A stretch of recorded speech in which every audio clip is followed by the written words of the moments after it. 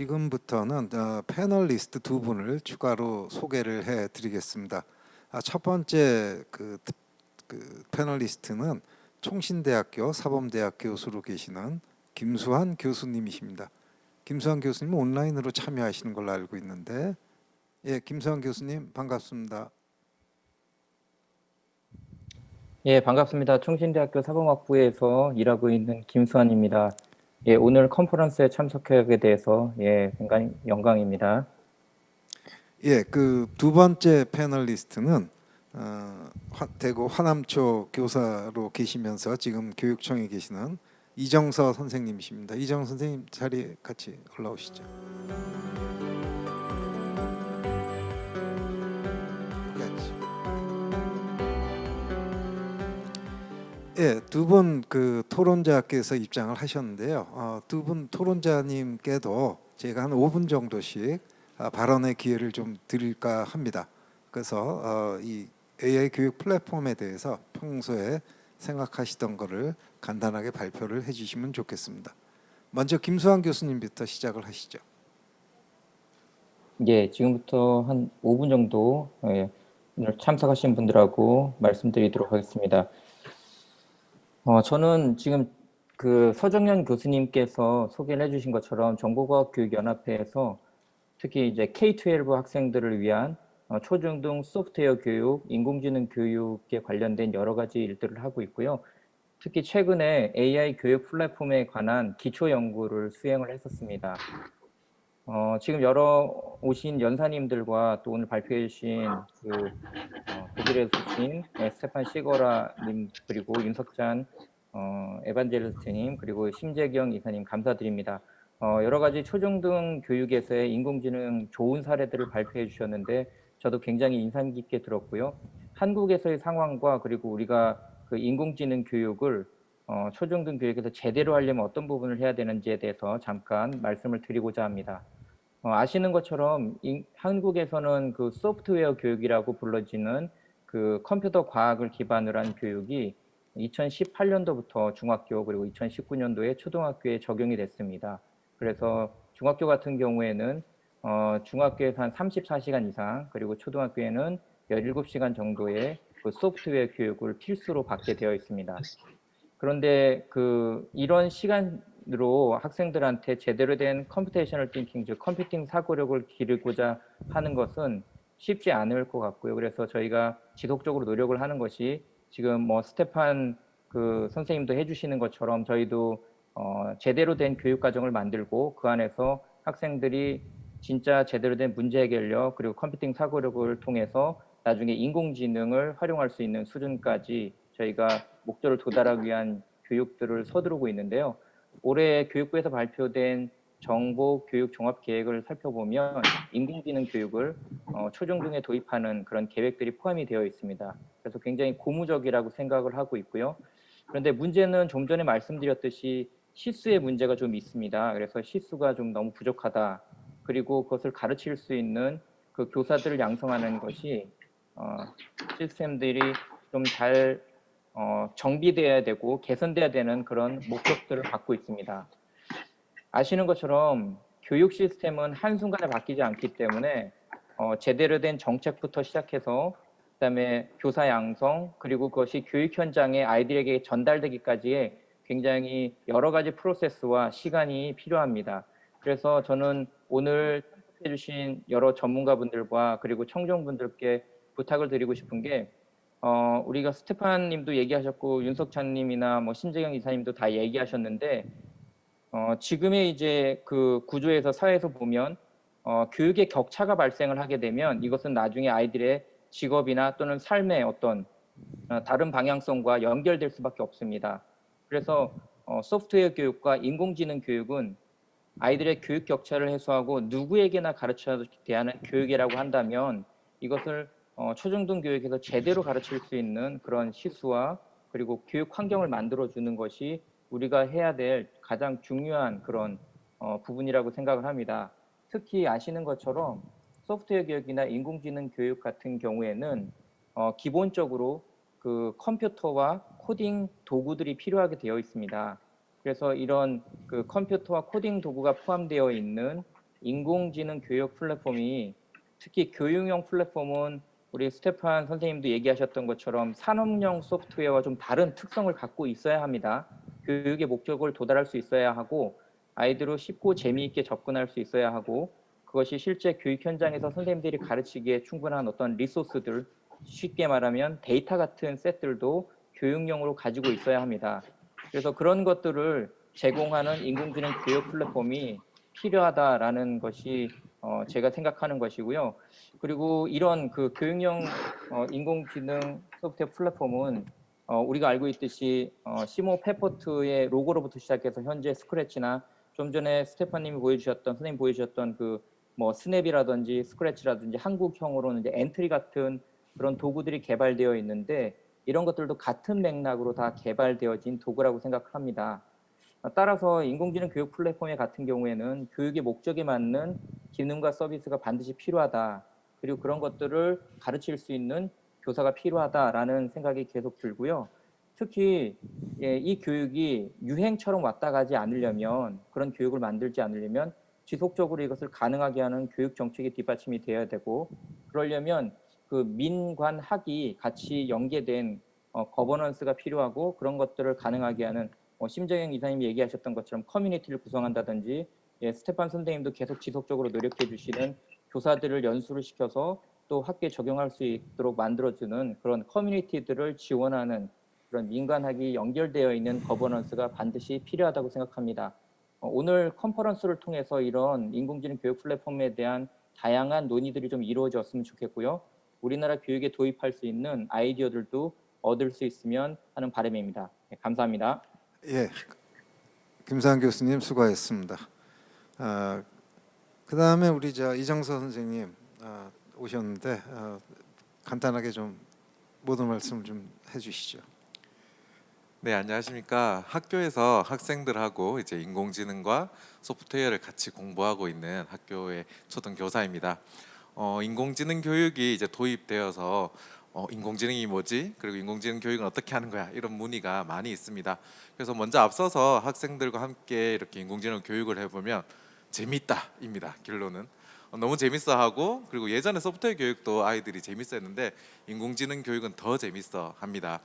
근데 한 가지 이제 학교의 고민들은 인공지능 교육을 너무 이렇게 크게 보고 있습니다. 그래서 예를 들면 인공지능 교육을 바라보는 시선이 엄청 넓다고 생각할 수 있는데 예를 들면 인공지능을 체험하는 것도 인공지능의 한 부분이다. 그리고 인공지능의 기술을 이용해서 교육을 지원해 주는 것, 예를 들면 자동으로 채점을 해준다든지 아니면 문제를 이렇게 학생들의 맞춤형으로 준다든지 이런 것도 인공지능 교육이다. 거기에다가 인공지능 원리를 배우는 것도 인공지능 교육이다. 이러다 보니까 인공지능 교육이 너무 넓은 겁니다. 그리고 이제 인공지능 교육에 필요한 플랫폼들을 살펴보면 앞서 말씀드렸듯이 체험 부분이나 아니면 인공지능을 인공지능을 활용해서 프로그래밍하는 그런 쪽은 조금 되어 있지만 인공지능의 원리를 아이들이 학습할 수 있는 부분이라든지 아니면 인공지능이 수업을 도와주는 이런 기반 교육에 대해서는 아직 현장의 플랫폼이 많이 보급이 좀 덜 된 것 같습니다. 그래서 이런 문제들을 이제 오늘 이런 토론장을 통해서 조금 말씀을 좀 드리고 싶고 그리고 한 가지 더 이제 부탁드리는 것은 외국에 잘 되어 있는 플랫폼들이 많습니다. 근데 이게 한글화 문제라든지 아니면 또 우리 교육 과정의 매칭이 조금 덜 되다 보니까 활용할 수 있는 것들이 좀 부족하지 않느냐 그런 부분에 대해서도 오늘 같이 이야기를 한번 해보고 싶습니다. 예, 감사합니다. 좋은 말씀을 제안을 해주셨는데 지금 이 자리에 그 마이크로소프트하고 아마존을 대표해서 두 분이 오셨습니다. 좋은 시스템을 소개해 주셔서 감사드리고요.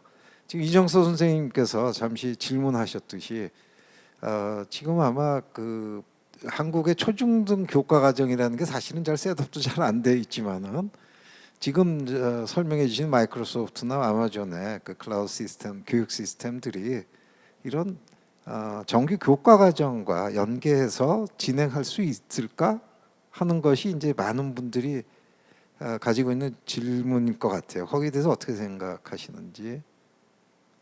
예, 뭐 간단하게. 네. 일단 말씀하신 대로 뭐 기본적으로는 그 구성이 미국에서 왔기 때문에 한국 교과 과정하고는 현재로서는 완벽하게 매칭이 된다라고 보긴 어렵고요. 근데 이제 저는 한 가지 이제 거꾸로 사실 저희는 이러한 도구들을 제공을 해드리고 기술을 지원하는 회사이기 때문에 이 현장에 맞추는 것은 사실 선생님들하고 같이 해야 되거든요. 그래서 올해 일부 과목이라기보다는 일단 초등에서는 방과 후 학습에서 많이 좀 운영을 해봤고요. 그 다음에 고등학교는 일부 그 특성화고나 마이스터 고등학교 중심으로 과정을 파일럿 형태로 해봤습니다. 아마 그걸 기반으로 해서 내년도에는 조금 더 잘 맞는 그런 그 교과 과정하고 잘 부합되는 것을 할 수 있는데 어쨌든 현재로서는 사실은 선생님들하고의 협업이 저는 굉장히 중요하다고 생각합니다. 예, 감사합니다. 지금 저 독일에 우리 스테판 씨도 이 온라인으로 연결돼 있는 걸로 알고 있는데, 스테판 씨 듣고 계십니까? 예. Yep, 예. I hear you. 지금 I hear you. 독일의 경우에 대해서 Can you hear me as well? 예, 잘 들리시나요? 예, 잘 들립니다. Yes, we 예, hear. 독일의 경우에 대해서도 저희들이 좀 질문하고 싶은 게 있습니다. 예를 들어서 독일의 그 초중등의 그 컴퓨터 사이언스에 대한 교과 과정이나 인공지능에 관련된 부분이 어떤 식으로 교육이 진행되고 있는지, 그게 첫 번째 질문이고요. 두 번째 질문은 그런데 이런 스냅이라든가 이런 교육 플랫폼이 교과 과정에 잘 연계돼서 운영이 되고 있는지, 뭐 이런 질문을 좀 드립니다.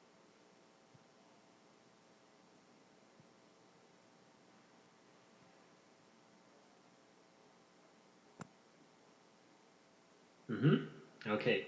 I'll start off with how the education or computer science education looks in Germany. 먼저 독일의 교육 과정에 대해서 설명드리도록 하겠습니다.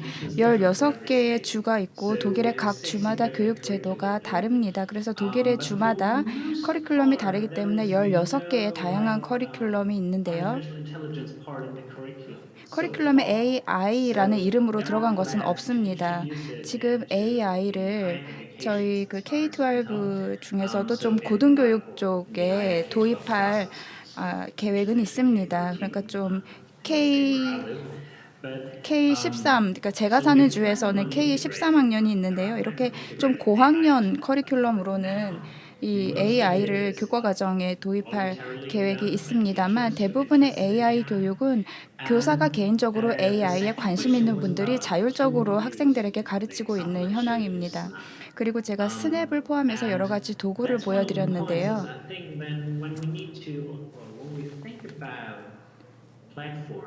플랫폼이나 AI 교육을 위한 툴이라고 한다면 기존에 사용하고 있는 플랫폼을 먼저 생각해 보는 게 좋습니다. 스냅 같은 경우에도 기존의 플랫폼을 사용한 거고 스크래치 같이 블록 기반 언어를 이제 사용을 한 것입니다. 뭐 자바스크립트를 사용해서 만들어진 것이기도 합니다만 많은 교사들이 이제 스냅을 활용하고 있습니다. 새로운 거를 처음부터 무에서 만들기보다는 스냅처럼 기존의 플랫폼을 활용한다면 이제 좀 더 수월할 거라고 생각을 합니다.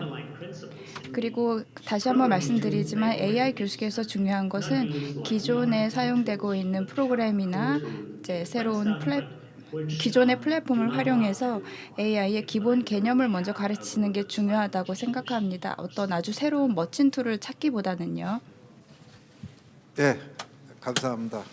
혹시 뭐 다른 질문이나 토론하실 게 있으시면은 각 연사님들께서 직접 질문을 해주셔도 좋습니다.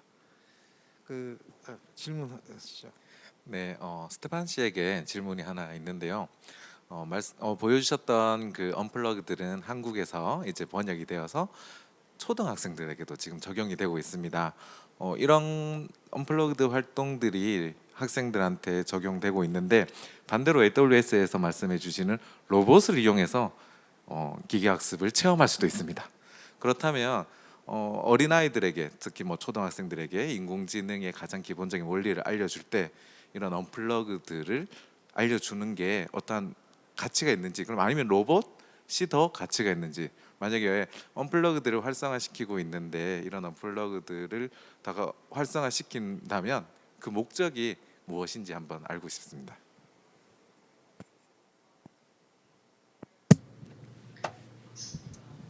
So I think 네, 제가 생각할 때 언플러그드에 저희가 집중을 하는 것은 핵심적인 이제 개념과 원칙에 대해서 이제 설명을 하고요. I think or there's also research showing that 연구들이 굉장히 많이 있었습니다.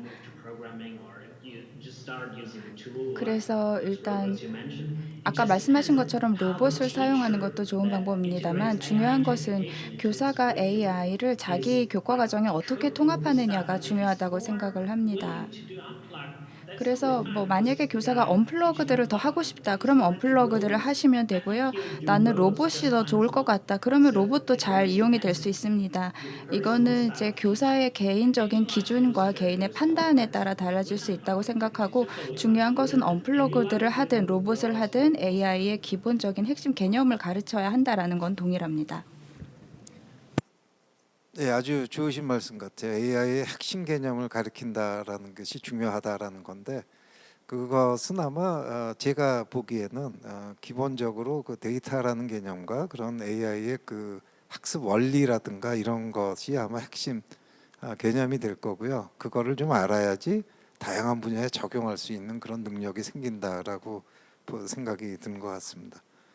이정석 교수님, 선생님에도 제가 질문이 하나 있는데 실제 교육 현장에서 많이 학생들을 가르쳐 보셨으니까 이런 그 교육 플랫폼을 사용해서 교육을 했을 때 학생들, 초등학교 학생들이 어떤 그 잘 적응을 하는지 또 난이도나 이런 만족도 측면에서는 온라인 교육과 오프라인 교육의 차이가 있을 것 같은데 어떻게 생각을 하십니까?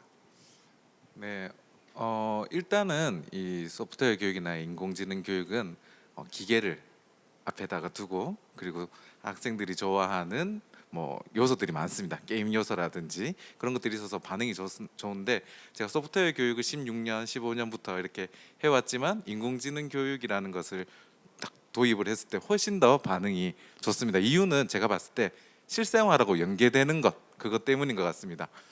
예를 들면 소프트웨어는 프로그래밍 결과가 실생활에 딱 바로 찾아서 확인하기가 조금 어려운데 내 인공지능 스피커를 집에서 쓰는데 그거의 원리를 알아본다든지 아니면 얼굴을 인식해서 이제까지 얼굴 인식해서 휴대폰을 열었는데 그게 어떻게 되는지 몰랐지만 이제 알게 되었다. 근데 바로 실생활과 연결된다. 이런 측면에서 학생들이 엄청 재밌어 했었고요. 그리고 이해를 하느냐라는 측면에서 보면 말 그대로 그 블랙박스를 열어가지고 세세하게는 알지 못하지만 그것이 어떻게 움직이는지 그리고 그러기 위해서는 어떤 데이터가 필요한지 정도는 초등학생들도 충분히 이해를 하더라고요. 그래서 실례로 학생들한테 티처블 머신을 이용해서 기계 학습의 원리를 알려줬더니 그럼 너희들 혹시 이걸로 무엇을 만들어 볼 수 있을까라고 했을 때 아이들의 입에서 수화를 번역하고 싶다. 그러려면 뭐가 필요할까라고 했을 때 그럼 각각의 수화의 손 모양들을 학습시켜주면 어떨까? 완전 다 만들 수는 없지만 이 원리를 안다라는 게 저는 중요하다고 생각해서 이게 인공지능 교육의 가치구나 이런 걸 생각했습니다. 뭐 상당히 놀라운데요. 어떻게 보면은 인공지능 그러면은 굉장히 어려운 주제 같기도 하고 사실 국민의 대부분이 인공지능의 원리를 잘 모르시고 아마 뭐 프로그램 경험 있으신 분도 굉장히 극소수라고 좀 생각이 드는데 사실 어린 학생들도 굉장히 쉽게 따라가고 다가갈 수 있는 그런 기술들이 아닌가 하는 생각이 듭니다. 역시 플랫폼을 잘 활용을 해서 빨리 그 교육을 확산하는 게 굉장히 좋을 것 같은데요. 그 선생님 입장에서 우리가 이런 인공지능 교육 플랫폼을 만든다. 그러면 이제 어떤 거를 주로 기대를 하시는지 어떤 식으로 개발했으면 좋은지 선생님 측면에서 좀 설명을 해주시면 좋을 것 같아요. 두 가지 측면이 있는데요. 일단은 학생들이 흥미롭게 사용할 수 있도록 일단 기본 체험을 할 수 있는 플랫폼이 있었으면 좋겠고 그 플랫폼을 사용을 했으면 재미있다 근데 신기하다 근데 이거 어떤 원리지라고 해서 그 속을 들여다볼 수 있는. 그래서 저희가 구글사에서 하는 퀵드로우 같은 것들은 아이들이 그냥 재미있게 게임을 했습니다. 따라 그리기 게임을 했는데 왜 이렇게 어떻게 내가 그린 그림을 맞추지? 라고 했을 때 데이터셋을 열어볼 수 있는 거죠. 그럼 그 뒤에 학습이 이루어지고 데이터에 대해서 이해하고 더 나아가서 이제 데이터를 내가 훈련시켜 봐야 되겠다. 이렇게 자연스럽게 체험이 학습으로 이어지는 그런 플랫폼들이 교육 현장에는 조금 필요합니다. 단순히 체험으로 그치거나 아니면 너무 학습에 가 있다면 학교에서 적용하기는 조금 어렵지 않을까. 그래서 학교에서는 체험부터 원리 이해까지가 한 세트로 되어 있으면 가장 좋을 것 같습니다. 예, 감사합니다. 그 김수환 교수님 지금 들어와 계시죠? 김수환 교수님 연결돼 예. 있습니까? 예, 김수환 예. 교수님께 제가 좀 말씀을 듣고 싶은데 AI 교육 플랫폼을 국내에서 지금 개발을 한다면 아무래도 초중등 교과정하고 연계를 하는 것이 굉장히 중요할 것 같아요. 그래서 어떤 방식으로 지금 개발을 하면 좋은지 한번 의견을 좀 주셨으면 좋겠습니다.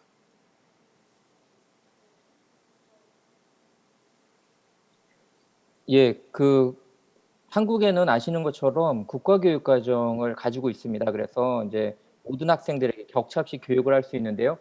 만약에 이제 2022년에 인공지능 교육과정이 도입이 된다면 정보라는 교과 안에서 소프트웨어 교육과 연장선상에서 이루어지게 될 거라고 저희는 기대를 하고 있고요.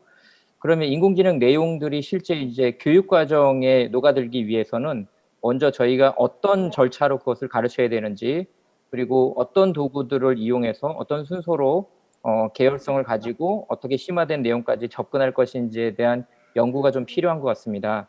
그래서 그런 교육과정의 실습들을 실제 인공지능 교육 플랫폼에서 해볼 수 있는 플랫폼으로 구성이 되면 좋을 것 같고요. 특히 이제 저희가 이번 연구를 통해서 선생님들의 요구사항 중에 가장 많이 나왔던 것이 산업에서 쓰는 데이터들 말고 교육용으로 쓸 수 있는 인공지능 데이터셋이 필요하다라는 이야기들이 좀 많이 나왔습니다. 왜냐하면 교육용으로 쓸 때는 목적들도 좀 다르고요.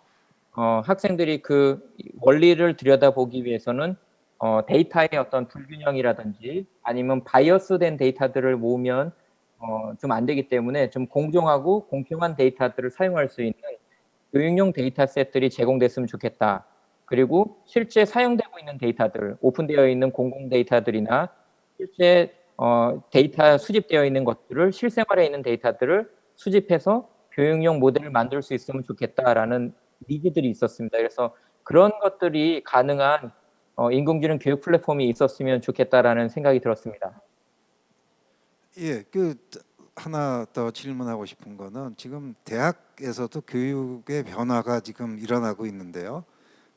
다름이 아니라 이제 모든 전공에서 다 인공지능과 융합한 그런 교과 과정을 도입하는 것을 굉장히 중요하게 생각을 하고 있습니다.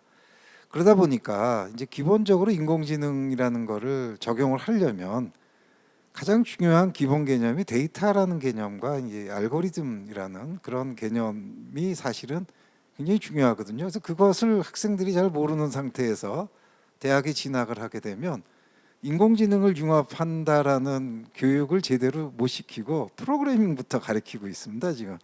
그래서 제가 지금 초중등 교과 과정에서 과연 이런 인공지능 교육 플랫폼을 개발을 한다면 그 안에 이런 데이터나 알고리즘에 관련된 교과정도 거기에 녹아 들어가는지 어떻게 생각을 하세요? 어떤 방향으로 진행하는 게 좋은지 국내 교육 전문가로서 김수환 교수님께서 간단하게 한번 설명을 해주시면 좋겠습니다.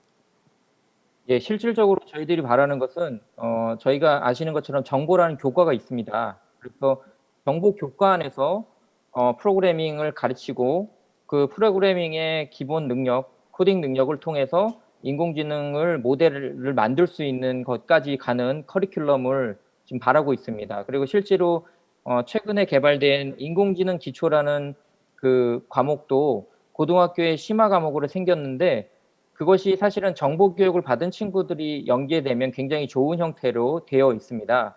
그래서 저희는 바라건대 정보 교과 안에서 인공지능 교육까지 이어질 수 있는 커리큘럼이 개발되었으면 좋겠다라는 생각을 가지고 있고요. 그렇게 해야지만 제대로 된 지금 교수님께서 말씀하신 인공지능의 교육의 목표를 도달할 수 있다라는 생각들을 가지고 있습니다. 그래서 인공지능 교육이 새로운 교육이 아니고 정보교과 안에서 소프트웨어 교육을 하던 것들을 이렇게 계열성을 제대로 세우고 초등학교에서도 독립교과로 정보교과가 만들어지고 중학교에 연계되고 고등학교에 인공지능 교육까지 얹을 수 있는 형태까지 커리큘럼을 잘 체계적으로 만들면 충분히 모든 학생들한테 인공지능 교육을 가르칠 수 있지 않을까라고 기대하고 있습니다. 예, 감사합니다. 그 아까 우리 마이크로소프트나 아마존에서 갖고 있는 그런 그 플랫폼에서도 아마 컴퓨테이셔널 띵킹에 대한 교육도 굉장히 많이 잘 돼 있는 것 같았어요. 거기도 그 초중등 교과 과정이나 이런 컴퓨테이셔널 띵킹에 대한 그런 교과 과정이 잘 이루어져 있는 거죠. 거기 그 플랫폼은 어떻게? 아, 네, 뭐 교과 과정이라는 이제 표현보다는 저희는 사실 AI 과정이라기보다는 아까 말씀드린 대로 뭐 퓨처 레디 스킬로 하는데 어쨌든 그 근간에는 가장 먼저 리터러시라든지 컴퓨테이셔널 띵킹에 대한 정의, 그 다음에 그것들을 어떻게 해야 되는지에 대해서 가장 선행 그 코스로 나와 있습니다. 잘 알겠습니다. 우리 이정 선생님이 말씀하셨듯이 인공지능이라는 그런 그 예들이 어린 학생들에게 굉장히 많은 호기심과 흥미를 불러일으키는 데는 굉장히 좋은 도구가 되는 것 같아요. 사실은 학생들한테 가장 중요한 거는 궁금해하게 만들어야 되는 거거든요. 흥미를 갖게 만들고 이게 왜 어떻게 되지? 라고 하는 그런 궁금증을 갖도록 만드는 게 아마 선생님이 해야 될 가장 중요한 게 아닌가 싶은데, 요즘에 보면 인공지능이라고 하는 것이 모든 분야에서 아마 학생들에게 궁금증을 가질 수 있게 만드는 아주 좋은 도구가 되고 있는 것 같아요. 사실은 아이들이 수학이나 수포자라는 얘기가 나올 정도로 수학이나 이런 데 대해서 상당히 두려움을 갖는 학생은 많지만 자기네들이 궁금해지기 시작하니까 스스로 문제를 해결하려고 그러고 공부를 하면서 찾아가는 그런 거를 우리가 볼 수 있었어요. 그래서 우리가 이런 인공지능이라든가 소프트웨어라든가 하는 것을 굉장히 어려운 어떤 그런 전문적인 기술이라고 생각하지 말고 학생들의 전 분야에서 궁금증을 갖고 흥미를 느낄 수 있게 하는 굉장히 좋은 그런 학습 도구가 아닌가 하는 생각을 합니다. 그런 차원에서 우리가 인공지능 교육 플랫폼을 잘 개발을 하면 이것이 이제 인공지능 교육뿐만 아니라 소프트웨어 교육도 그 옆에 있는 모든 교과목에서 수학이나 언어나 이런 과학, 사회 모든 분야에서 인공지능과 적용과 해서 융합해서 학생들의 흥미를 유발하고 더 재밌는 그런 어떤 교육이 진행될 수 있지 않을까 하는 기대를 해봅니다. 오늘 이렇게 바쁘신데 많이 와주셔서 감사드리고요. 좋은 말씀 해주셔서 감사합니다. 스테판 씨, 김수환 교수님 온라인으로 와주셨는데 오늘 수고 많으셨고 감사드립니다.